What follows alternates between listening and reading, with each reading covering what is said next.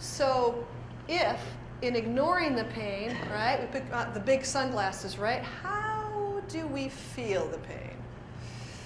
I'm going to give you a personal example because I want you to understand I know what it is to feel the pain. Now, this is an example years ago. My husband, Jim, worked for the state of Ohio in corrections. Tons of job security in corrections in the state of Ohio. He was at the height of his career, worked for the state for 12 years, initially as a probation officer. He then moved into the parole area, and he was a supervisor there. He was at the height of his career. He had just gotten an Employee of the Quarter award. He had been designated to go to a management trainee program for a year, which means they were slotting him to work into management, and he just handled a major physical renovation of the office space aside or on top of his regular job. At that particular point, my speaking business was growing exponentially, so we had to make a decision. Our value is that one of us would be home almost 100% with our boys, who were then very little. Brian would have been in first grade, Drew was 4 years old. So we had to decide, would I slow down the speaking business, or would Jim opt to quit his job with great job security, right, and work with me in the speaking business? In the end, it was Jim's decision. He decided to quit working for the state and come to work with me. Now I know, immediately some of you are going back to my basketball story and thinking, man, she was not a team player. I wonder how that rolled out with working with her husband. Yeah, well, here's the challenge. I teach this. So I clearly figured I wouldn't go through any of this pain because look at, we had 100% complete control. At that point, I figured we only feel pain when we're not in control. So I thought I would just flow right up to new growth and commitment, and life would be wonderful. And I have to admit, the first 2 weeks, 1 week of which we were on vacation, it was okay.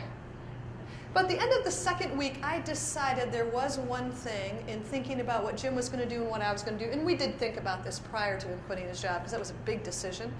You know, you lose all that great benefits and insurance and all that. But I came to Jim, really, end of week 2, and I said to Jim, I've been thinking, there is one thing I've decided I don't want you to do. I don't want you to answer the phones.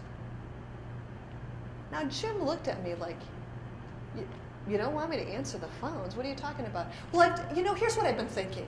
You know, like current clients, they're going to want to talk to me. They don't want to talk to you, right?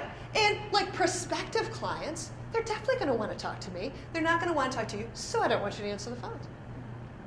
Jim said, okay. What do you want me to do?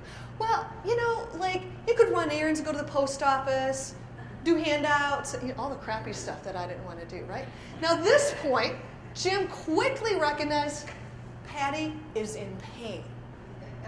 Now, Jim does, by the way, what all of your significant others do. When we are in pain, they will avoid you. Right? Anybody who's been married longer than a couple of years, we quickly recognize this pattern. Spouse in pain, leave, get out, don't be around. Now, we work out of our home. So it's not like you could go very far. But I tell you what, first place Jim went? Outside to landscape the lawn. He'd been wanting to do that for 5 or 6 years. It looked fantastic. He then went to the basement, you know, the man cave area, his workshop. And he put, you know, that pegboard stuff all around his workshop and organized his tools. It was great. He did anything then to be in the same place I was. I am embarrassed to tell you, I know this. I am the change agent. I teach this.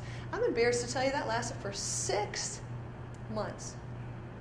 6 long months. Until one day Jim came to me and the light bulb went off in my head. He said to me, you know, Patty, just an observation I'd like your feedback on. He said, I've noticed that when we're out socially, you know, in the neighborhood, at church, at the boys' events, things like that, he said there are still times that you refer to the speaking business as your business, but yet there are other times you refer to the speaking business as our speaking business. So what's up with that? Hadn't really realized that, so I thought for a minute or so. I turned to Jim and I said, wow, It depends on what you did for me that day. Which leads me to how we react when we're in change. We act like cats when we're feeling pain. How many of our cat owners in the room? Raise your hand. Excellent. How many dog owners? Oh, many more. Wow. Tremendously. Okay, so we're going to do a little cat-dog analogy because there's a significant difference. You only wish people acted like dogs when they're going through pain, right? So if you're a dog owner and you've been gone your entire shift, whether you work nights or days, I don't care what you work, but you've been gone 8, 10, 12 hours. When you come home and you have a dog, what does a dog do? Anybody? He's so happy to see you. He runs up, his tail is wagging. He jumps up on you if he's not well trained. He's in love with you.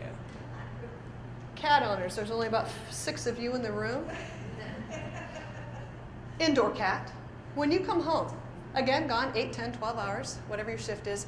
When you get home, what does your cat do when you get home? Yeah, pretty much nothing. Unless someone said it over here, unless you have treats. Woo! Treats, I'm there. It's a treat for me.